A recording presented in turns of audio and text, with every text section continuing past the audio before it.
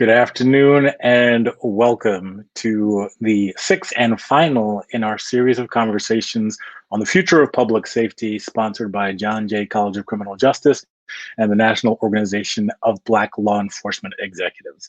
My name is James Cadogan, and I've been very privileged to be the moderator over the course of this series.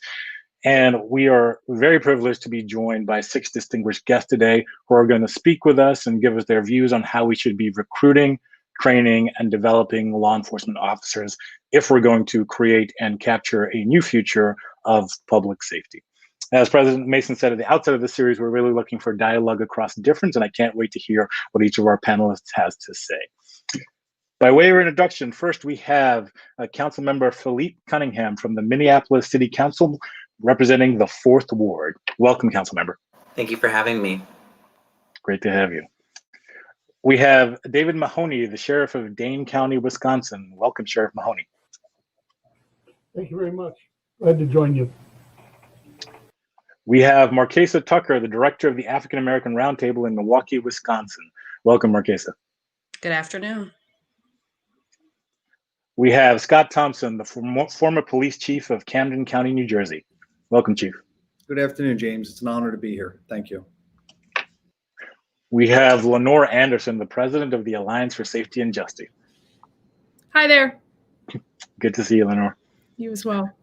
And joining us soon, we will have Michael Blake, the New York State Assemblyman from District 79 in New York. So diving right into our questions, by way of background, the conversations to date, we've focused at a systemic level. We've targeted the ecosystem of reform. We've thought about public health and welfare. We've thought about defining public safety. We've thought about public safety beyond the police station. But today we want to focus on the individual, law enforcement officers. My first question is going to be for Lenore, for Councilmember Cunningham, and for Chief Thompson. The same way we level set before was to talk about how we should define public safety. I want to twist that a little bit and ask, if you could define the characteristics of the law enforcement officer of the 21st century, what you want to cue in people's minds when you say law enforcement for public, for legislators, for elected officials, what would you want to see and how would you describe that? I'm going to come to Lenore first, if you please. Well, thanks for having me as a part of this really important dialogue this afternoon. I think there's 4 words that came to my mind when I first heard the question. And I would say the first is connection, deep connection, personal relationship to the community being served. Ideally from that community and someone who's been a member of that community for a long period of time.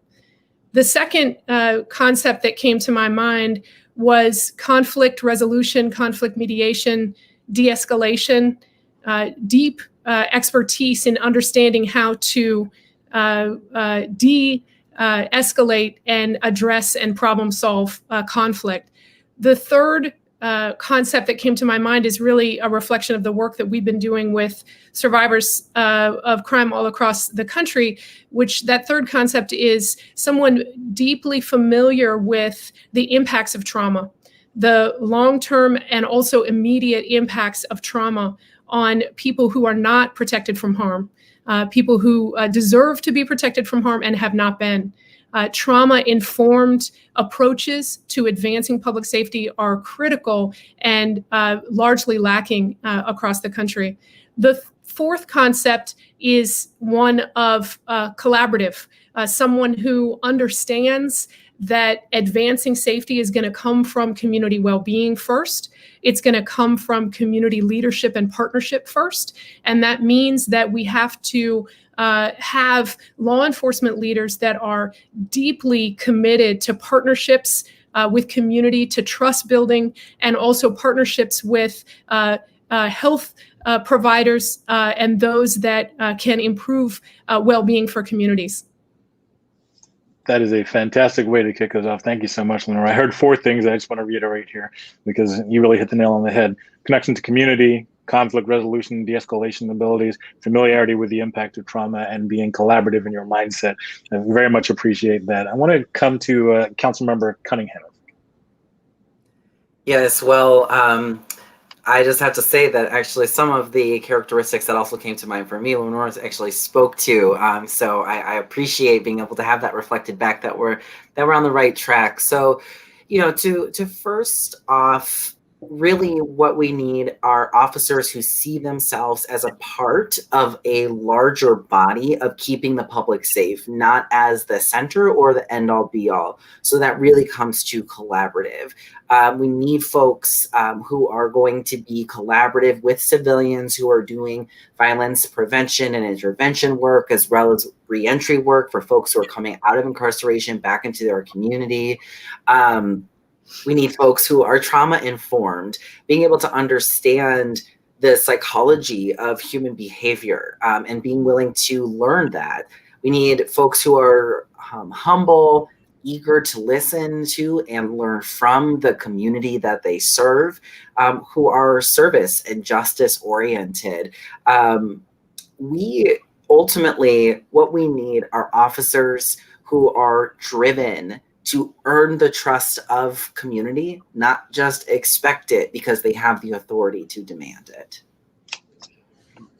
I very much appreciate that. Thank you. Seeing yourself as part of the public safety ecosystem really echoes and reflects a lot of what we've heard throughout the course of this discussion, that public safety doesn't rest solely with law enforcement, but law enforcement has to see itself and be integrated into the fabric of the community and the fabric of how we govern ourselves. And in particular, I just want to key in on something that I'd love to come back to later that we started to talk about in the health and welfare panel, the psychology, understanding the psychology of human behavior.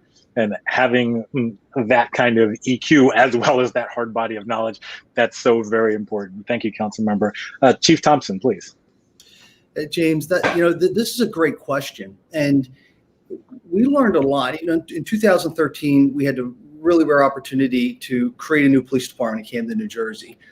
Prior to creating the new police department, we had extremely high levels of mistrust between our community, which was 96% minority, and cities of 50,000 or more, the poorest in the country, with a per capita income of less than $14,000 a year. And in a very dysfunctional police department in many aspects. When creating the new police department, there was high levels of angst within the community of what was this new department going to look like.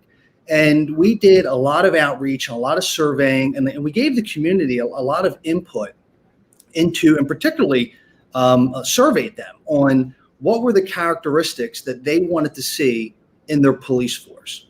Now, again, remember, this was a police force that had the highest levels of excessive force in the state and did some pretty terrible things back in the 60s and 70s, which had led to race riots. So there was a lot of bad history that preceded the creating of this new department. And overwhelmingly, what the people in our community said, they wanted to see police officers that were empathetic, that were compassionate, that were good communicators, and that they would exercise restraint. And so with that, we put a hyper focus on those characteristics for people that we were going and actively engaging and recruiting, trying to come to this organization, convincing people that they could be a part of something that was bigger than themselves. And literally, when these academy classes would come in and we were onboarding people, because we did bring in some trained people as well, I gave every class the same exact speech, which was, when you come into this organization, you will identify more with being a member of the Peace Corps than you will be being a special forces operator in the military. If you came here to kick butt and take names, I will personally fire you as quickly as I can. So now's the time to leave if that's what you're here for. And some people got up and left. And that was addition by subtraction as far as I was concerned. That was for the betterment of everybody. But there were a lot of other people that stayed on. And what we instilled in them was that they would be, their identity would be a guardian before they were a warrior. And that the traits we really started to invest in them with professional development and training was one, an extreme focus on de-escalation. That was our culture. That wasn't just a check the box training, but it was that they would be coalescers and conveners. And the thing that we needed the most for our most challenged neighborhoods was that we were not going to make it better by enforcing the law, that we needed to embed ourselves in that community, find out what was negatively defining their lives and vexing them, and then work with the community to heal it and make it better. And it was from that we really saw our greatest progress and gains.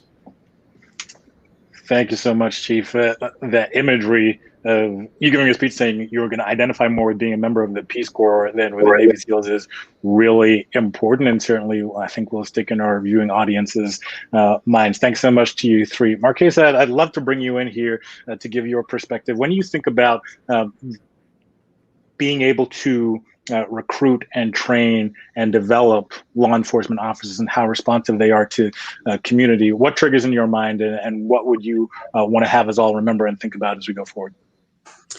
Yeah, so I was just backstage listening, and the first thing that just came to my mind just to respond is when we talk about surveying the community and asking them what they want, what is the buffet that we're giving them? Are we just simply giving them policing as an option, or are we offering other options and alternatives? So I was really curious with some of the work that happened where you were, what were the options that were given to people? Was it anything outside of policing? Because if you hand someone a buffet that just says, oh, here's what you can get, and it's all around law enforcement, what folks are used to, that's what they're going to pick from. Were there other options for people to pick from?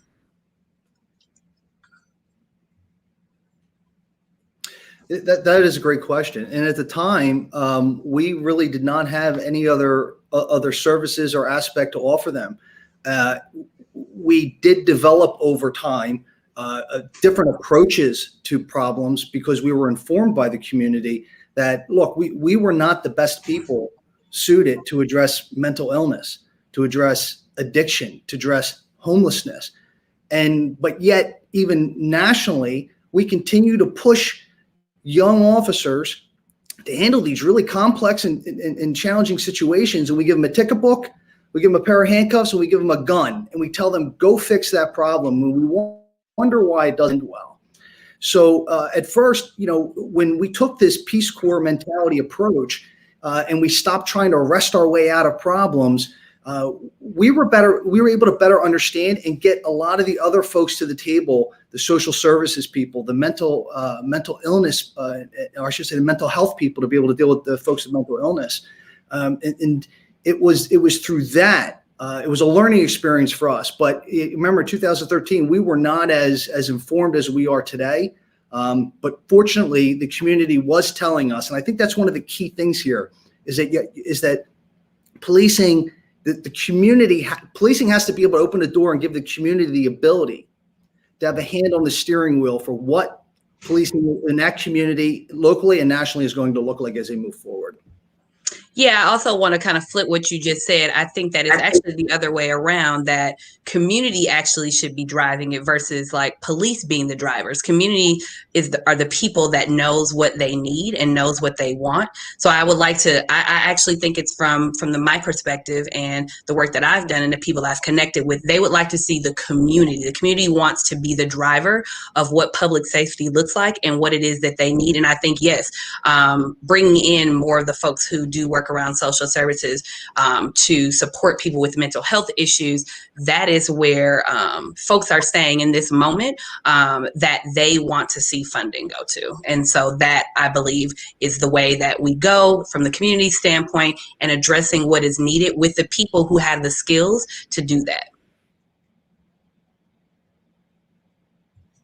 Dialogue we've had about how we begin to invest in the conception of public safety that is broader than just policing, and make sure that we're investing in those alternatives and asking community, what is it you want to see in order to create that public safety?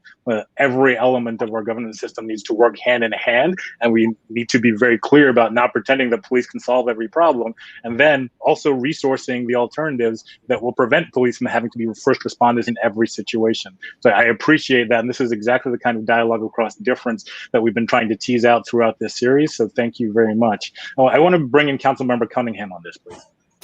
Yes, I just want to dig a little bit deeper into what we've heard around this. What we have seen is that historically, we have seen, if we think about violence, the cycle of crime and violence, from the framework of prevention, intervention, enforcement, and reentry. What we have seen over time is that prevention and intervention and reentry strategies, again, when somebody's coming back to our community after being incarcerated, those really address the underlying causes of violence and involvement with crime and violence in the criminal justice system. We've seen cuts to those areas and those strategies, while we've also seen at the same time increases to law enforcement and the overall system of consequences. So mass incarceration, et cetera. And we've looked to enforcement to fill those gaps. And so what we're looking to do here in Minneapolis, and what we are in the process of doing, and it takes time and it's very challenging to change systems this dramatically, is we're actually talking exactly to what is being talked about here, which is how do we unburden law enforcement from having to do work that is outside of their training and outside of their purview. Months and months of staff time of sworn officers goes towards mental health crises, responding to those, as well as drug overdoses. There are trained professionals who are at the ready to be able to do that. So how are we building a comprehensive system that builds the most appropriate responses to the kind of help that people need when they call 911, so that they're actually being triaged rather than police respond to everything? And to build out that comprehensive system, we have to co-create that with community. That means that we are doing very in-depth, culturally adaptive engagement, asking the question, how does it feel? What does it look like if the city of Minneapolis gets public safety right? Having that vision, working backwards, working with community around what strategies, then prototyping them, then institutionalizing them. So how are we streamlining this this work in a meaningful way? It takes time. It definitely takes time. I appreciate that so much. And part of what I'm going to put a pin in that for a second, because we want to come back to that process of making this real. And I appreciate you speaking to the time that it takes to get the co-production of public safety right, because it is an investment, not just of resources, but of time and energy and policy imagination. So thank you for that, council member. I'm going to bring in Sheriff Mahoney, Assemblyman Blake, who I believe has joined us to talk about recruiting. Following on from this initial conversation, when we're thinking about the types of people that we want to serve as law enforcement officers, who is missing from the current ranks that we'd want to see reflected in our law enforcement agencies, and how do we start to break some of the cycles of traditional recruiting to get some of that new blood into our system? I'm going to start with Assemblyman Blake, if we could. Well, good evening, everyone. Good to see everyone. Peace to all the kings and queens on the line. There's a few specific things, and allow me to come at this space as someone who's a sitting elected official in the Bronx, New York, who has endured police brutality while equally collaborating with police who are doing good work on the ground. There was something that was said earlier that I think is important around addressing the economic conditions and the social conditions first and foremost, creates that space of even having a chance of trust. At the end of the day, we have to be building schools, not jails. So to your question on what do we need to do, we absolutely believe there should be residency requirements. I think if you're talking about someone that is going to be representing and serving within a community, they should have to live within those cities and states. It's hard for me to understand how someone could grasp the dynamics in New York City, or the Bronx in particular, which is the most diverse county in America, according to the census, and not have someone in local, number one. Number two, there has to be much more transparency and understanding. Does anyone that's trying to be an officer, whether it be city or county or state, have any previous misconduct challenges when it comes to race, gender, or any of the discriminatory efforts? Why is that relevant? Because I think at the end of the day, I say this often, I do not believe that every officer is a bad officer. I don't believe that at all. I don't believe every single person is doing all the right things. There's recognition on both sides. But I also have to understand and acknowledge that if someone is doing something wrong, I want to know that. And if someone has had challenges, I want to know that as well. And so in that same manner, there has to be the ability to know, has this person had incidents in their past, whether it be around misconduct and further around discrimination. Third, and to this key piece, your question, I think it's also important for there to be true conversations publicly when something does occur. I understand a lot of times it may be because of unions and the protection of unions that comes from unions, rather, that leads to law enforcement, understandably, not sharing aloud if someone has done something wrong. But I think we can all acknowledge that if you use an illegal chokehold, if you shoot in a scenario you don't see, if those things are happening, that you can say that while I'm still waiting on the facts, if what I see is true, it is wrong and unacceptable. That creates trust. There has to be the transparency as well when we're engaging with attorneys general and district attorneys as well, because when you see what happens in Kentucky, the frustrating reality is it makes it even harder when we talk about recruitment. Why is that relevant to your question? Because you won't have a lot of people that will say, I want to put on the uniform if I feel like we're protecting potential injustice. And fourth and finally, there has to be a greater effort of communicating the positive elements when we as community and cops can actually come together for good causes. You know, I was listening to the comments from Sister Tucker earlier. You know, I spent some time out in Wisconsin in 2018. I saw the work of groups like Block and others on the ground. When you start seeing that direct engagement, it makes it easier to recruit someone. Because if I see you're doing the right things, I'm going to want to rock with you. And if I see you're not doing the right things, I'm going to be very reluctant in that way. And why is that relevant? You know, I come to you as someone whose oldest brother served in the Army for 29 years.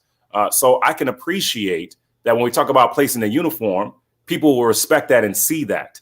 And so in that framing, I think those are the key pieces that we have to have.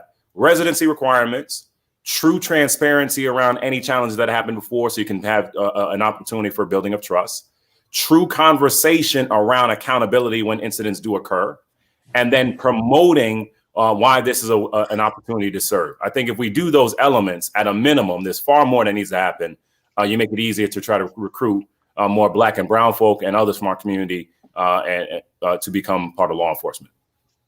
You packed a lot in there, Mr. Blake. I just want to recap a couple of things that I think were really resonant. Number one, addressing the social and economic conditions that create unsafe communities in the first place, really important. But then the 4 bullets on having residency requirements, transparency about prior misconduct or a record, having public conversations about what's happening when there's officer-involved fatalities or shootings or brutality, and then communicating the positive when you have those engagements and initiatives that work between community and law enforcement as a way to ensure that we are recruiting the most diverse and reflective set of folks into the ranks of police and law enforcement is all incredibly important. Thank you for that cogent summary.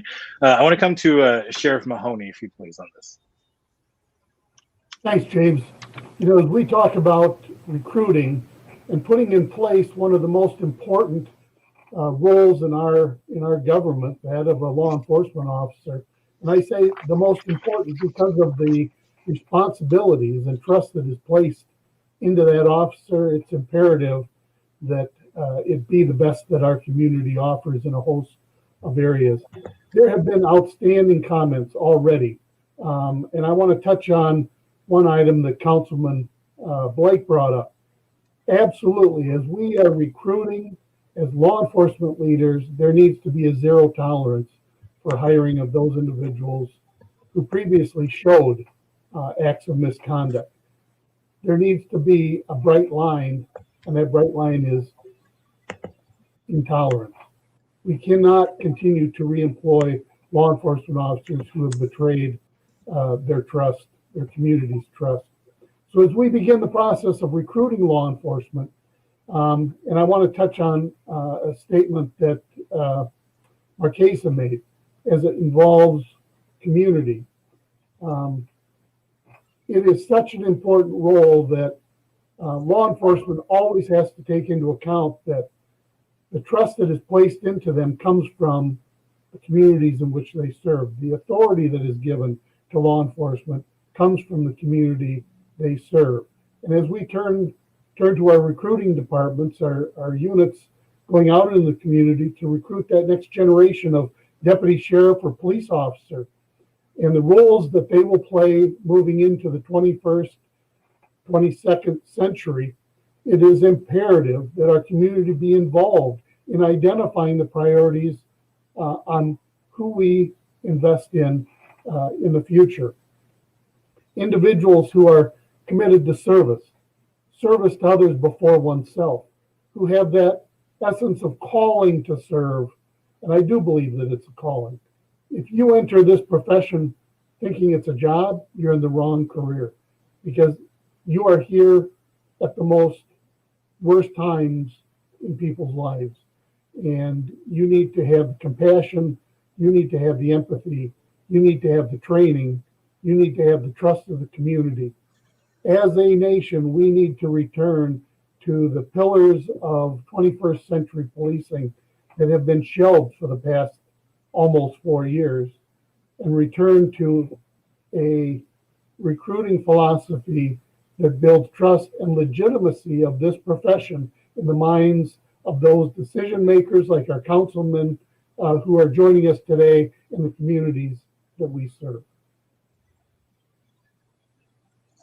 Thing that stuck out for me there is that the legitimacy and the authority of law enforcement has to come from the community, and that all new officers or old and new officers alike need to recognize that wellspring, that source of their legitimacy.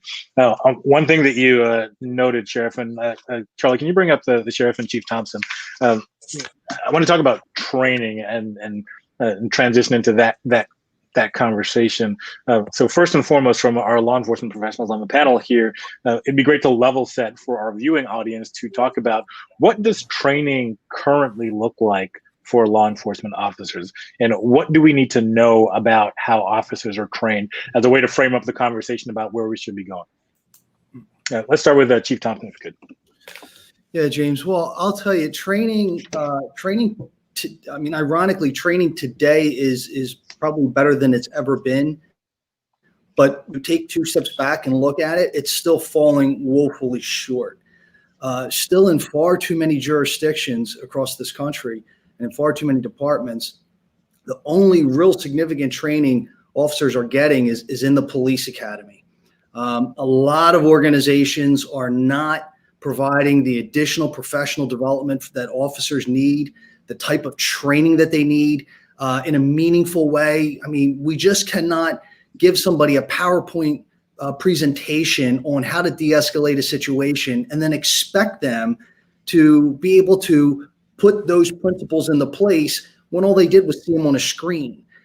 We have to have reality-based training and the like to be able to really put people, introduce that anxiety, get the adrenaline flowing so they can replicate situations so that when it does come to the moment of truth, that they do the right thing. I do believe that we have fallen short as a profession in preparing the young men and women who are out there in the streets every day, particularly when it comes to use of force. I mean, look, use of force is a human rights issue. And, the margins are you can't get this wrong. And 1 or 2 bad incidents, we just can't pass that off as 1 or 2 bad apples. It's still, when somebody loses their life, it's absolutely inexcusable. And some of this can be avoided, particularly when you look at the cases that have shocked the conscience, wherein officers create the jeopardy. When officers put themselves in harm's way and then limit themselves in options to only having deadly force. And we see a lot of this in the handling of folks that are dealing with mental illness. Officers not being able to recognize that the person they're dealing with is in a mental crisis, and that their traditional training of taking charge, rushing into the situation and confronting it is actually the worst thing you can do in that. And that you should back up. That's not being a coward. That's de-escalation. You utilize cover. You create space. You take advantage of time. You get other professionals there and other assistants so that you don't have to rely upon deadly force. So in essence, I think that Although training has come a long way over the last 20 years, I think we're still falling woefully short on putting people in the best situations for the best outcomes. Thank you for that, Chief. That the tagline of use of force is a human rights issue is a really powerful way of framing what I think a lot of people have felt but been unable to articulate effectively. So that is something that will certainly stay with us throughout this conversation. Sheriff Mahoney, on this question, please. The Chief brings up extremely good points. The use of deadly force is a failure. It should be viewed by law enforcement as a failure to de-escalate that situation to a point where the only option was the use of deadly force. Nobody, no society should celebrate or recognize the use of deadly force as a win. It's a failure. As we begin the training process here in Wisconsin, new law enforcement officers receive almost 800 hours of basic law enforcement training, and a large portion of that is the use of force and when it can be used. As we begin throughout an officer's career and the annual training, what we need to do is engage more of our community in that training. Traditionally, we've used our own officers, our training divisions, to teach the new issues of the day, when in fact we need, as law enforcement leaders, to reach out into our communities for members of the community who have a new perspective and a different perspective than a law enforcement officer in training issues like response to mental health, response to AODA issues, in de-escalation, reaching out to our mental health community, and recognizing that the authority given to us by our community is from the community. It's not from law enforcement.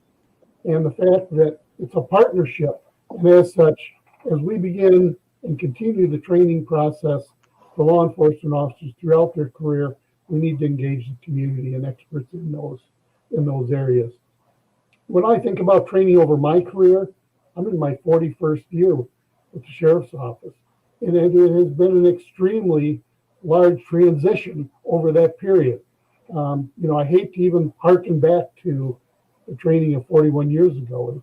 It's much like what the community is saying that they no longer want.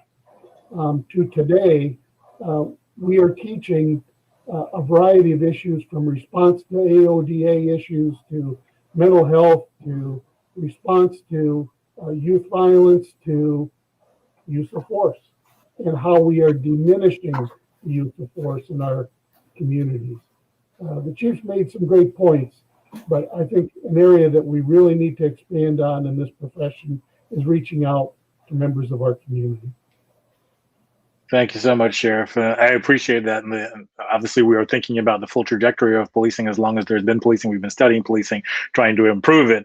And I am certain there's been a breadth of training that's happened over time, but the impatience that folks have to see that training improved sits in tension with that, and I appreciate you raising it. I want to bring in Lenore, Councilmember Cunningham, Murkesa, and Assemblyman Blake, just to respond on this question of training.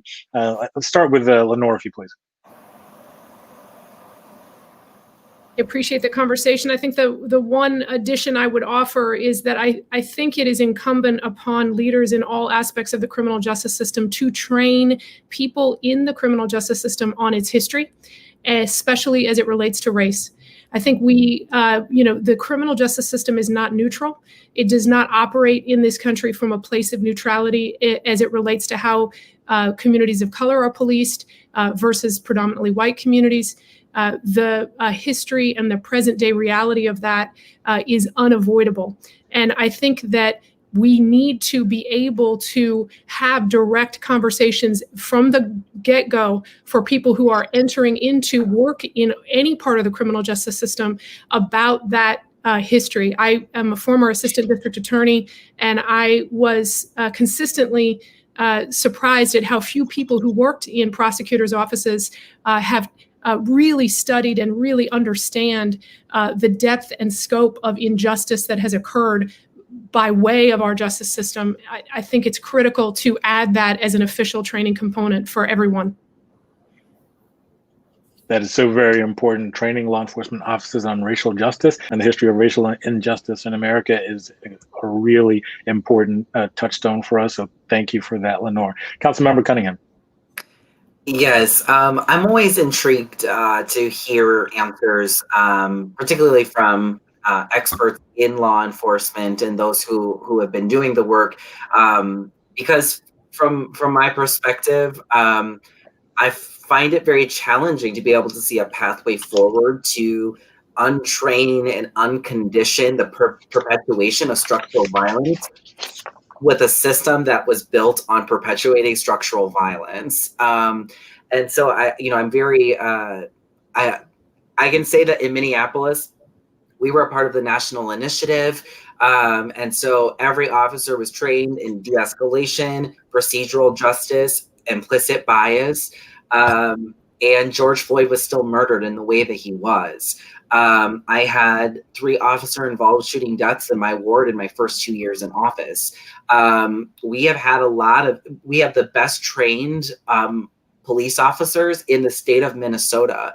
And also, and I know this because I've had officers tell me this before, that when they leave a training and then they go, with their partner who's maybe been on the force for 20 or 30 years, they say, just throw all that out the window. They don't know how it really is. Once you get out here, that's when you'll really see how things are. So it's like they just wasted 40 hours learning about youth development, but then they don't apply that because people say that's not actually how the real world works. So when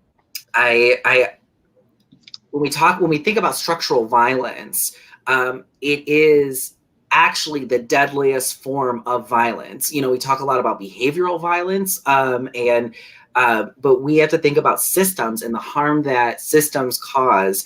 And our criminal justice system and rooted in policing has actually been set up to perpetuate structural violence, particularly against Black and Native people. And so I'm very intrigued to hear, how do we move forward? How do we overcome this? I really like Lenore's point of officers need to understand that policing really is rooted in slave catchers and what that means and how that shows up today. So I just wanted to add kind of, me keeping it real, as an elected official, I don't really know how much more training our officers can get when this system itself is operating really kind of the way that it was set up to operate. So it has to go deeper than just training. On that, and I want to stick with you for a second, council member, because you raised a really important point that we've talked about in policing circles for a long time, which is you can have a fantastic chief, as the sheriff and the chief that we have right now are, and the challenge often being the translation of great policy into real world practice that will be enforced and coached and trained by middle managers who are longtime members of those departments. So as you think about that challenge, which is a very real one, a real challenge of implementation and policy, how are you currently thinking about that in Minneapolis, which is a hotbed of reform and has obviously been in the front pages for a long time, especially with your recent council votes? Tell us about your thinking once you are faced with that challenge and want to reconstitute, reimagine, rethink what policing looks like for your community. Yes.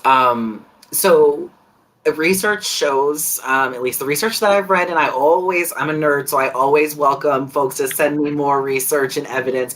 But the evidence that I've seen thus far, it does not pan out that reform-minded chiefs translate to changed culture and changed outcomes from police departments. And so when really what we are focusing on here in Minneapolis, and this was a topic of previous conversations, was really building out that ecosystem that really addresses the larger socioeconomic, ecological, the larger system of public safety and addressing those various layers within the ecological framework, because we really need officers to focus on what they were trained to do, which was enforce the law.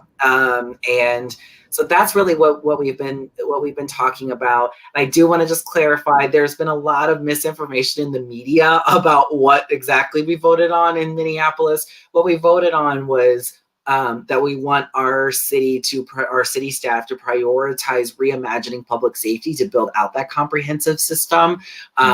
We have not voted to defund the police. We have not voted to abolish the police. Somehow that narrative has gotten created. So I just wanted to clarify that component of it as well.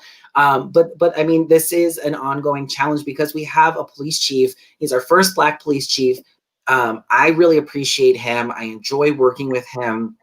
And also, we have serious challenges in the city of Minneapolis. We are being sued right now by the state of Minnesota Department of Human Rights for systemically perpetuating racism through our police department. So this is an area of challenge, and I'm always open and ready. I mean, I'm literally reading like criminological theory, right? Like I'm trying to figure this out so that we can really actually address the underlying issue. But it's hard for us to really be able to think about how, and this is why Camden is we appreciate Camden as an example. How do you build a system that's built on such a broken foundation? Like, how do you reform that? You can't just change up the walls and, put some new paint on it when the foundation itself is broken. And so I'm eager to continue to learn from colleagues and examples from all across the country to be able to answer that question. That is a really helpful framing. Thank you so much, Council Member, in particular, that you're in the middle of this very live debate. And this is not academic. This is about protecting your community and making sure that public safety is reimagined in the way that you need it to be, particularly for your Black and brown residents and citizens. So I appreciate the window into how you're thinking as an elected official about making policy that benefits and serves and protects your community. Marqueso, I want to come to you on this. And Charlie, could you also queue up Sheriff Mahoney as well?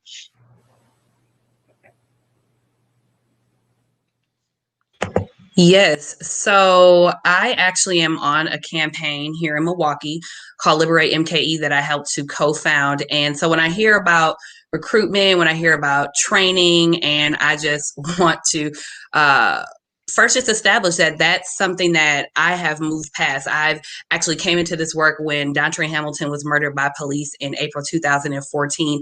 And what I've learned in just that short amount of time is a lot of what Councilmember Cunningham was saying is that reform has not worked.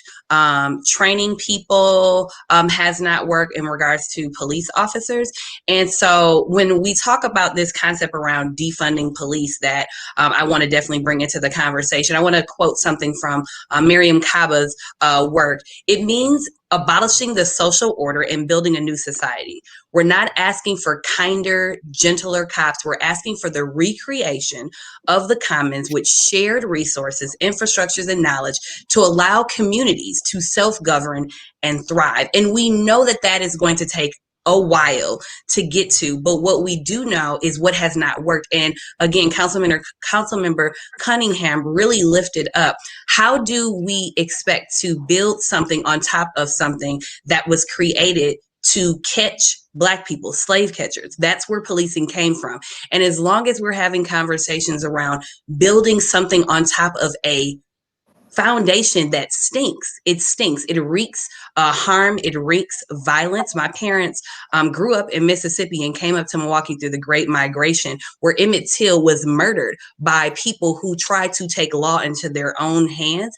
And what my parents have not seen is reform working. My parents have not seen training working. And like, again, Councilmember Cunningham said, it did not save George Floyd, and it's not going to save anyone, because you cannot uproot what's in people's heart through training. That takes something from a higher level, and I call him God. And so if we're going to keep talking about adding something, training something, reforming something, if we're not talking about starting something in a whole new foundation, in some fresh soil, we're going to continue to have these conversations because we're dancing around the real issue. And that's the foundation of what this is all rooted in. Thanks so much, Marquesa. I just want to stick with you for 12 more seconds on this. When you say starting in fresh soil, tell our viewing audience what you are thinking about when you say starting from fresh soil. So it's simply around some of the things that I was just saying from Mariame Kaba. We have to, with our campaign that we're in right now, we are working through a system right now, and that's the city budget, where our police department gets almost 50% of the entire city budget. Our health department gets a little under, I think, 3%. Our libraries get under 3%, and neighborhoods get under 3%. That is not a community where we can thrive. So we're not saying that we're putting all of our eggs in one basket when it comes to, oh, we're just gonna, defund the police department and use all those resources. No, we as communities also have to create systems outside of the systems that we're working in, because we know that there's always going to be some type of systems, and we can't count on those systems to save us. So we as communities as well have to begin to create our own thing in our own soil, but we need resources to do it. So when money is funneled through some of the departments, like for instance, our health department can give money to a grassroots organization to do some of the work to build up the alternatives around cooperative housing, because we know that that's what real public safety looks like. It looks like being able to provide for people's needs, and that's public housing, public health, and that's cooperative housing to give pathways to people to be able to own their own homes. And again, I know this is us dreaming about what we want, but we know it's not what we've seen, but we know it's what we need. Thank you so much for that. And if we don't articulate the dream for each community, if there's not self-determination around that, then we'll absolutely never get there. Sheriff Mahoney, I want to bring you in on this, as well as Chief Thompson, in particular, because I think we've identified one of the biggest tensions that we have in our current debate on policing, which is we all want to reimagine and define a new future of public safety. We all want to see policing done differently and more effectively and more holistically as part of an ecosystem of how we govern ourselves. But there is inherently a tension, and Councilmember Cunningham hit on this, in trying to reform something that already exists while also providing service. And so certainly for Chief Thompson, and I want to come to you after Sheriff Mahoney, you've seen this in Camden, so would love to get your perspective on how you start building a new, but Sheriff Mahoney, would love to get your reactions first. Well, I just want to follow up on both Marquesa's statements and Councilman Cunningham. I fully agree that training needs to be reimagined. And when you talk about building that new foundation, it needs to be a foundation built on values, not on simply rules and policies and the old style of training.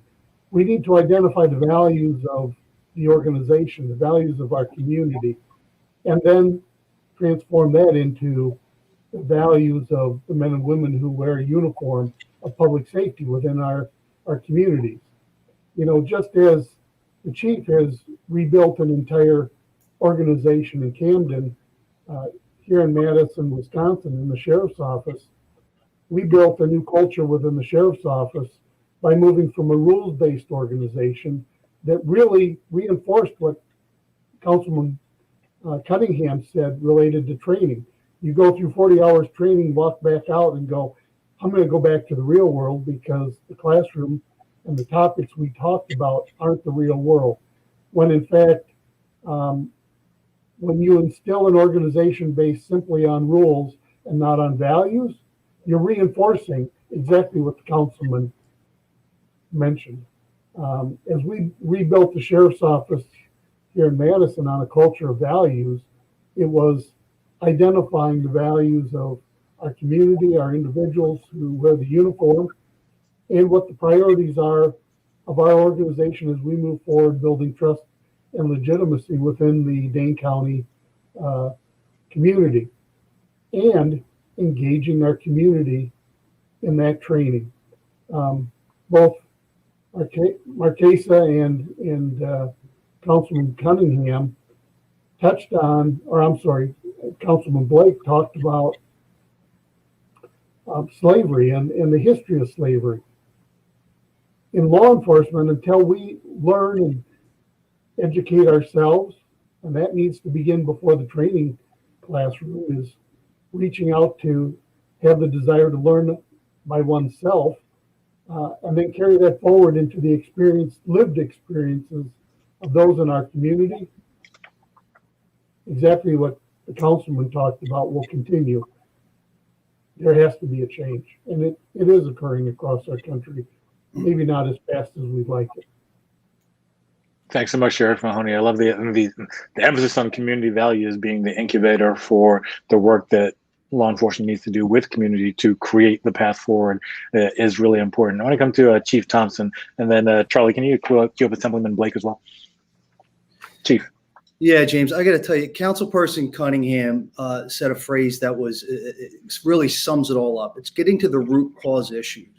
And when you really look at that which police have been directed to address, we are treating symptoms. We're not getting to the root cause issue. Extreme levels of poverty and the structural racism that has denied certain communities equity and opportunities begot what we are dealing with a lot today. And to continue to push a pair of handcuffs and a nightstick and a squad car at these problems doesn't make it better. In fact, it makes a lot of it worse. In our most challenged communities, we learned what Father Boyle out in LA says best, which is nothing stops a bullet like a job. So here we were able to take this, what was once labeled as the nation's most dangerous city, year after year. We had a murder rate that was 17 times the national average. 17 times the national average. And when we changed our identity to be guardians and not warriors, and we started to try to address, look, if our graduation rate was, and I looked at that from perspective and worked with the superintendent of schools and said, if we can increase our graduation rate 10%, it'll drop murders 20%. And if we can start to address these deeply rooted issues, the root cause issues, and stop trying to arrest our way out of problems, we're going to have greater legitimacy with the community. And to Marquessa's point, she's absolutely correct. In a democratic society, the power of the police is contingent upon the consent of the people. We're losing that in a lot of places around this country. And the message that I have articulated to a lot of my colleagues and at this time is, and even going back to the 21st Century Task Force of President Obama with after Ferguson, is look, America wants to see policing differently. And we can either be co-authors of that and work with the community to go in a direction in which they want to see, or we're going to be subjected to it. And a lot of bad things are going to happen thereafter. And to Lenore's point with the training, history is absolutely critical. A 22-year-old officer that comes out of the academy on the job, one of the first things we say to them after we give them the Peace Corps speech is, what you need to understand is that you're going to walk into situations and people are going to dislike you. People are probably even going to hate you. And they don't even know you, but because of the uniform you wear. But you got to remember what the uniform you wear has represented to a lot of people. No one in that academy class, in these recent academy classes, were standing on the other side of the Edmund Pettus Bridge and with fire hoses and canine dogs. But although they may not be responsible for it, the uniform we wear is responsible to it. So that walks into a room well before you do. So we needed to train these officers, and that's why there's such, and I know training's not a silver bullet, but if we're going to, until we can get to be where we really want policing to be, we got to invest in the folks so that we can stop having these really bad outcomes. And when we train the officers and invest in and look and bring, this is bringing the community, as the sheriff said, you bring the community in to be a part of this as well. And when people can be given the tools to handle a new set of tools to handle a situation rather than their traditional tools, that's when we can start to find a little bit more common ground. That's where, the guard will start to be lowered just a little bit on an individual basis before it goes organizational, and we can start to make progress. And I'll end with this, James. What we saw in Camden was we had communities that here was really the significant shift that I saw. The people that used to like us now loved us. The people that were indifferent to us now liked us. And the people that despised us, and again, we gave them a lot of really good reasons to feel this way, were now just indifferent to us. And we could coexist in a non-confrontational manner. And, you know, it's not a perfect product. It's very fragile. And it's something that's approached on a day-to-day basis with that level of fragility and that appreciation for it. And it's cultivated every day. But that's progress. It's not success, but it's progress. Trace the channel between Marquesa's point and the sheriff's point. And I think this is a lot of where we need to do the work of reimagining the future of public safety, because there is an ideal of public safety, an ideal of community safety that we're striving for, and we're trying to take existing systems and change, reform, bend, or adapt them to that future so that we can grow into the public safety that we need immediately. But to Councilmember Cunningham's point earlier, that takes time, that takes work, and that takes growth and development. I want to bring in Lenore and Assemblyman Blake on this question, but with a slight addition. One of the things that we really want to think about is functional community engagement. From both of your perspectives and where you sit in your advocacy work, what does that productive, positive, functional community engagement look like for law enforcement officers, and what is it that you would like to see going forward? Start with Assemblyman Blake, if you please. Well, first, sister's name is Marquesa, and it's Assemblyman Blake. Titles are and pronunciations are important here, and second, I think that we're kind of glossing over a core point, James, that we cannot ignore, and this is starting to happen in this conversation itself. It is impossible for us to continue to have the conversations around public safety and police relations, community relations, and frame it from, well, we just have to have different training and different tools. This is mindset. Does someone believe I should make it home as a Black man? Does someone believe that I am inherently a thug or a criminal? Does someone believe that I can take your life and be protected through the court of law and the court of public opinion? Tools, assets, none of that changes mindset. And until we're willing to have the real conversation of, are you able to say that you should not choke out someone and be able to keep your job and not go to jail? You should not shoot into a room where you don't know who you're shooting at and be able to and not go to jail. And so in the framing of what's happening here, too often this becomes a dialogue where we as the community, oftentimes in these conversations around the future of public safety and the connections between the two, who are the victims of too much of this pain, are being asked to flip it and essentially accommodate the oppressor. Now, if that made you uncomfortable, I'm being very direct in saying that I am a Black man in America as an elected official, a vice chair of the National Party, who wonders every single day, even with my pins on, even with my badge on me, even with my title, will I make it home? Because even when I was recognized, I was tossed against a gate. So I think it is important that we're willing to have the direct and real conversation. It may not be called slave patrols any longer, going back to the origins of what happened in Boston and New York and many other places across the country. However, the approach is still the same. Do you still see me as the oppressed? Now, the final element of this, there has to be true accountability in order to change the dynamics in these conversations. So if I am in a conversation and I am a part of this, and I am actually looking and seeing a grenade on a desk, of course, it's going to make you take a step back in the midst of the conversation, because it's creating a dynamic, implicit or not, of power. Why is that relevant for this conversation? Because too often there is a sentiment that if we were to go outside and something were to occur, would the police, the district attorneys, law enforcement, media believe the person of color, the one that's been arrested, or believe law enforcement? Now, I'm not saying that to make the individuals on this line feel uncomfortable. I'm saying that for us to be real in our dialogue and our conversations. Think about what's going on in Kentucky.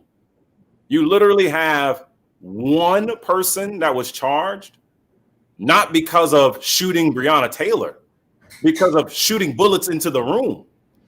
And then the character assassination that happens thereafter. And so if we're not addressing that, James, to your core question, then we're unable to have a real conversation about community engagement. I don't want to keep being told that if we fix these other elements, yes, I want more jobs in my community. Yes, I want better schools. Yes, I want to have technology for our kids. Yes, I don't want to be wondering why so many Black and brown people were dying because of COVID, because of health disparities. Yes, we got to take care of all that. But equally, can we say that a bad cop who shoots someone should go to jail? And if we're willing to say that at the same time, then we can have the real community conversation. If we're willing to say that there has to be accountability on both sides, then we can have the conversation. And if we are not doing that, we are having a blatantly intentional, misleading dialogue around the future of public safety. Lastly, forgive me, and I know I've been going for a minute, but this is relevant here because in this space, people are having to make a conscious decision every single day around, do I go outside in the midst of still having a health crisis and a criminal justice crisis every single day? While similarly, I'm still wondering, can I get home? And so when we talk about the future of public safety, a framing of this is that Black and brown and low income communities, because of the economic disparities that have been intentionally created in this system, are having to intentionally go out and put their lives on the line, whether it be for food or their child or their job, at the risk of safety. And so if there's not that equal appreciation, then we're also missing that dialogue as well. Thank you so much, Assemblyman, and thank you for grounding us in the conversation. This is connected to a thread that has permeated all of this series, that the legitimacy of law enforcement goes beyond the technical, it goes beyond the structural. It's about the individual, it's about values, it's about accountability, and about reflection of our community needs. Lenore, I want to come to you on the same question of community engagement and what functionally that means for law enforcement, and what you would want to see happen with officers in the future if we're trying to define a public safety that takes us beyond where we are today. Well, first, let me just thank you, Assembly Member, for grounding us in a call for humanity, dignity, and accountability first. And without those, it's difficult to have conversations on top of that. So I want to thank you for that. And I affirm and agree with what you said. The additional comment I would make is that I think humility really needs to be at the center of how criminal justice system actors begin to engage with community. And above and beyond everything that has already been said about the need for humility, given the context we're operating in, which is a criminal justice system that has had racism at its core from the outset, I think the additional reason that humility matters so much is because it's important that the criminal justice system understands that it knows less than the community about what's going on with safety on most days. We're talking about a system where there's such a disconnect that the majority of crime and violence is not reported to law enforcement. And of the crime and violence that is reported, it is not prosecuted. So the criminal justice system as a whole is lacking in the majority of information about what's happening in terms of who is lacking protection from harm and what people who are unsafe need to get safe. So if we can start from a place of understanding that big gap that exists, that gap between a lack of protection from harm and what the information is in the justice system and what the focus of the justice system has been, then we can approach this bridge building opportunity with humility. I just want to offer that our organization works with survivors of crime, primarily survivors of violence all over the country, and we're organizers. We look to change policy. We look to influence conversations around public safety. And what we have found time and time and time again is that when people who have experienced a lack of protection from harm, who have not actually gotten support and protection from the criminal justice system, when those voices enter the conversation around policy, enter the conversation around what the criminal justice system should be doing locally, transformation begins. We have seen the power of real conversations at the level of community to law enforcement, at the level of elected officials and public officials with community. But we've got to start with that place of humility where we recognize the criminal justice system does not know most of what it needs to know to advance safety.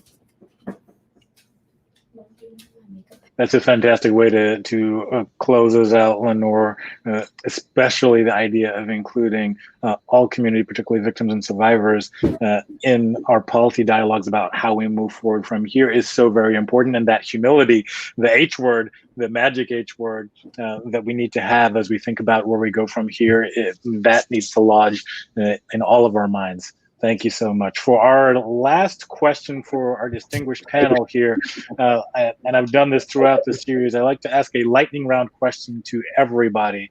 It's like, if you could wave your magic wand in order to identify and have happen 3 things that you think are most important to defining a new public safety, to building the legitimacy that you want to see, and to being able to capture and imagine a different world than we have today when it comes to our public safety, what would those 3 things be? I'm going to start with Councilmember Cunningham. Great. I really love this question because I think that when we talk about the future of public safety, we have to start from the place of reimagining and visioning of what success looks like. I used to be a teacher, so it's like you got to think about where you want the kids and the folks to land and then work backwards from there. So the first thing is a system that helps to facilitate co-creation.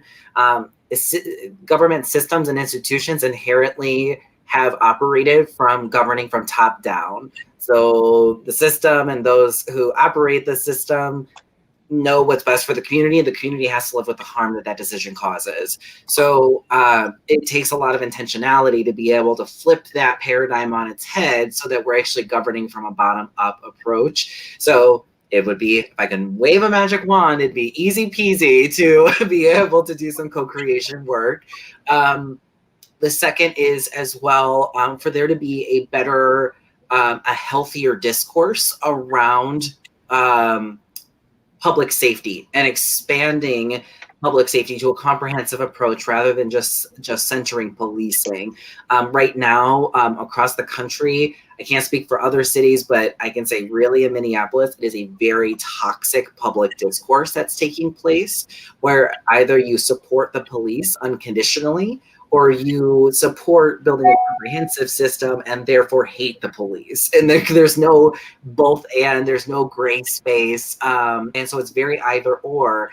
So if I could wave a magic wand, I would say that we would be able to have a conversation of a both and, that it captures the nuance of it.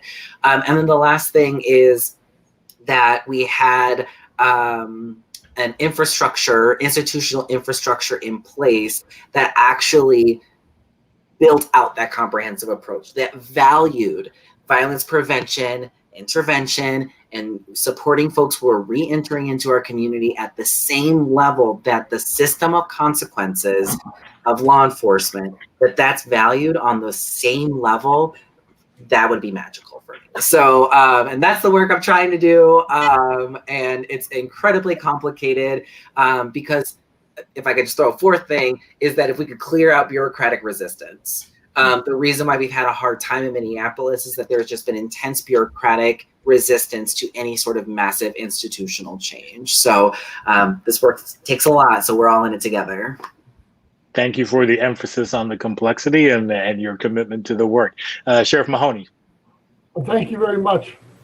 Well, if I could wave that magic wand, it would start with community engagement, and I'll follow up on the councilman's comments. We need a point where we can catch our breath and come out of our specific corners and begin rebuilding our community, both what the community expects of law enforcement and law enforcement's willingness to take that expectation and put it into action, first and foremost. Second, I'd like to see a larger and a broader class of deputies or law enforcement officers who are called to service to others before oneself, who are truly value-based. Right now, there's a lull in that ability to recruit, as I'm seeing it coming out of our colleges, our universities, our technical schools. And third, community engagement, continued community engagement with law enforcement to, one, demand the change and be engaged to help make that change. We're beginning to see it, but not at the level that I think law enforcement leaders, true progressive law enforcement leaders, are looking forward to. Thank you so much, Sheriff. Assemblyman Blake.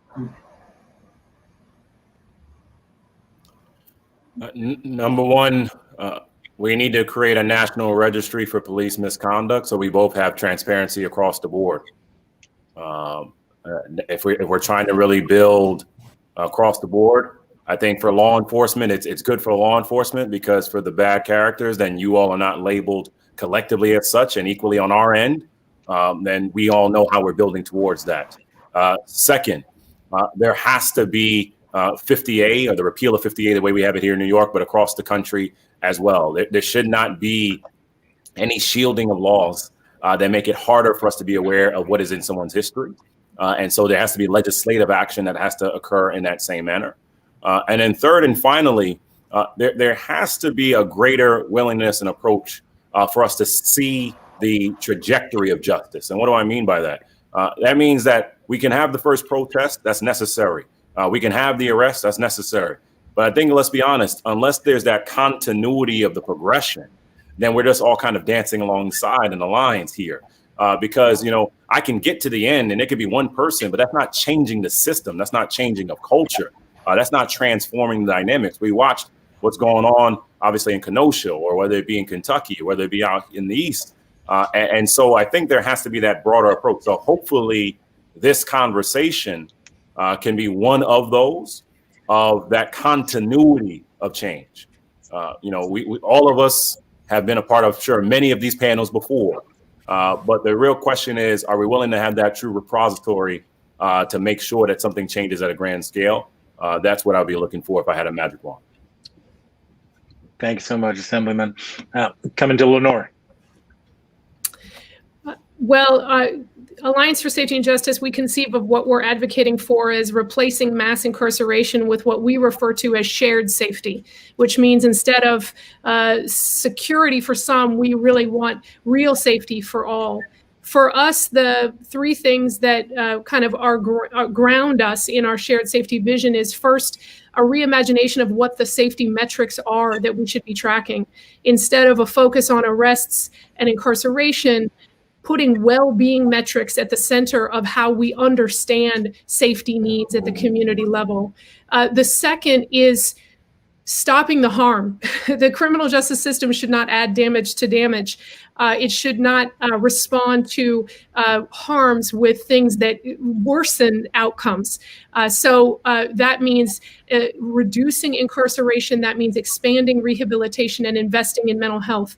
The last thing that I think is a centerpiece for us, that if we could wave our magic wand, trauma recovery for all. It is long overdue that we take trauma seriously as something that matters, that people who have not been protected from harm deserve access to trauma recovery and safety, and that would be part of our vision. Thanks so much, Lenore. Coming to Marquesa, if you please. You. My mic. Okay, thank you. So the first thing I would do with my first wish would be to win our campaign, which is to divest $75 million from the Milwaukee Police Department and eventually defund that police department and reinvest back into our communities. So the second thing it would be is to destroy the systems that we are currently working in, and to follow up to what Councilmember Cunningham was saying, is to build the infrastructure that is needed to house those resources and to spread them out into the community to give the people in our communities what they need. And the third thing would be is just for my family, my friends, and our community and our people to be able to live safely with the resources that they've been given, because they are actually being put back into the community who can drive and who can tell folks what they need. Thank you so much for that. And to close us out, Chief Thompson. Yeah, the three things that I'd like to see really occur is, first and foremost, what I hope we reach a stage where people can be pro-police reform and have that voice without being labeled as anti-police. I think that friction is necessary for us to land where we need to land and start to be moving in the right direction. I know I was most informed in my career in large part by a lot of the folks that would probably be labeled as adversarial to me. I learned so much when I sat down with the ACLU. They gave me a different perspective to look at things. So one, that's my first wish. My second is that policing with our strategies and tactics, again, what I learned worked best for us was when we took approach of really the Hippocratic oath of like medicine is first do no harm. How can we make this extremely destabilized, crime plagued section or community safer? And when we took a different approach to it, we found that we were most successful. It was sustainable, and we did so without polarizing communities and militarizing them. So that would be my second. And my third is that I would really like to see a whole shift in our criminal justice system.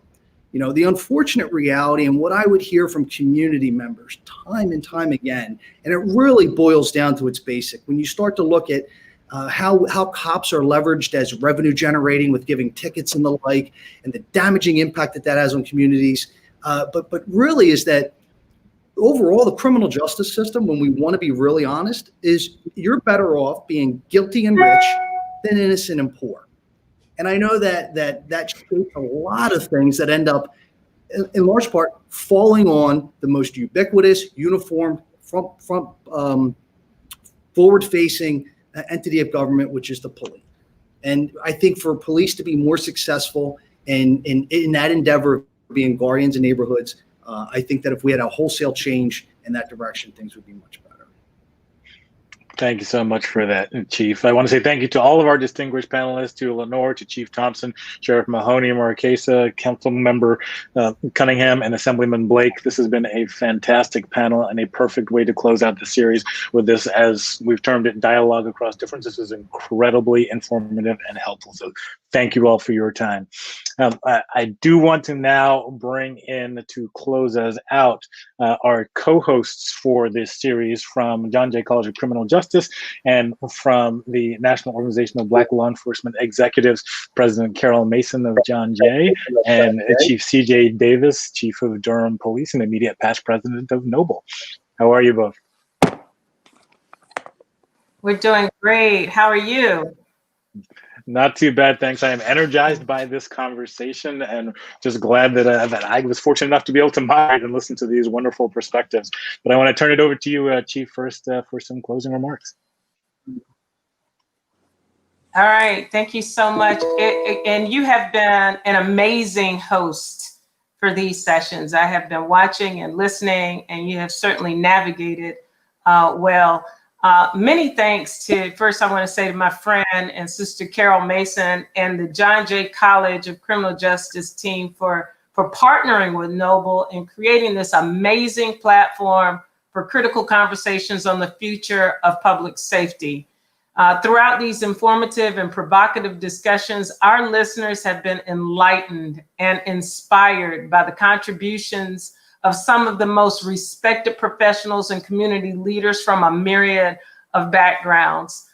From the thoughtful engagement of this diverse think tank, we've identified key issues that currently threaten law enforcement's efforts to build positive and trusting relationships and safe communities. We've discussed everything from tracking data to in-custody deaths to historical injustices to the criminal justice system as a system that has held people of color back, protests, use of force, de-escalation of force, policies, defunding the police, reimagining the police, reconstructing the police, and even abolishing the police.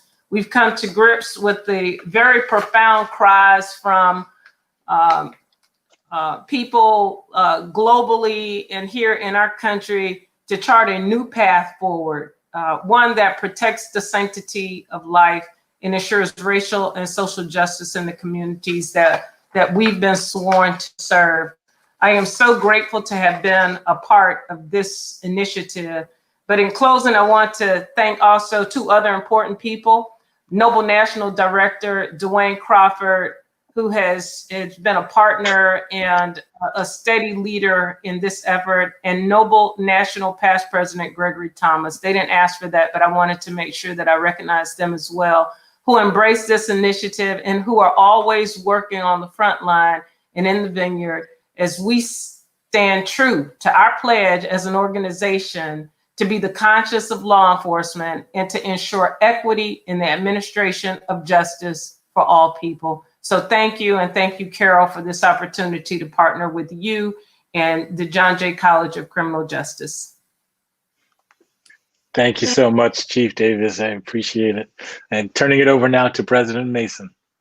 Thank you very much. And thank you, Chief Davis and all of Noble. We are so glad that Noble partnered with John Jay, because at this critical time in our country's history, who better but the National Organization of Black Law Enforcement Executives and John Jay College of Criminal Justice, founded as a police college and now proudly educating police officers to be fierce advocates for justice, as well as our whole entire community to be fierce advocates for justice. So we are so grateful for our 10,000 viewers who have watched this program and watched these conversations. And I am extremely indebted to all of our panelists for being able to come in and have this conversation and to help us have a productive conversation to figure out how do we move the country forward. When we introduced the program, we talked about our goal was to help the country find a path forward through where we are today.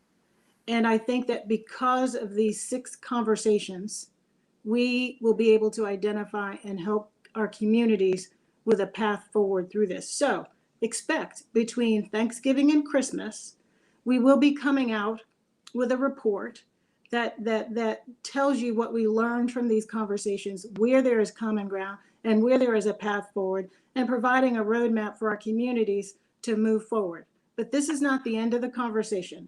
All of you will receive an email tomorrow asking you for your additional thoughts and comments about this process and what we should do. And then we're going to be having a series of focus groups that will not be public with mayors and chiefs and union folks and line officers to try to make sure that we take what we've learned from these conversations and test out how do we build out where we go forward from here. But trust me, because of the richness of the conversations we've had, tough conversations, we all know that we want the same thing. We want communities where everybody has an opportunity to thrive and be successful. And I know that with the commitment of all of us to stay in this conversation, to stay at the table, to continue to engage and talk and chart a path forward, we can do this. We can do this. So thank you for being part of this wonderful series of conversations. And I am looking forward to you being a part of the work going forward, because the work does not stop with these conversations. The work will not stop once we issue the report. That's when the work really begins in each of your communities. And so I hope that everyone watching, I know all of our panelists will do this, but I hope that everyone watching will make a commitment that they will be engaged in where they live in helping their community navigate to a place where we can all thrive and succeed. So thank you very much, and good night, everybody. Thanks so much, President Mason.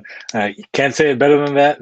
From Chief Davis and President Mason, all I will do is reiterate, this is not where the work stops. This is where the work begins. Thanks so much to everybody who has been watching over the course of our series.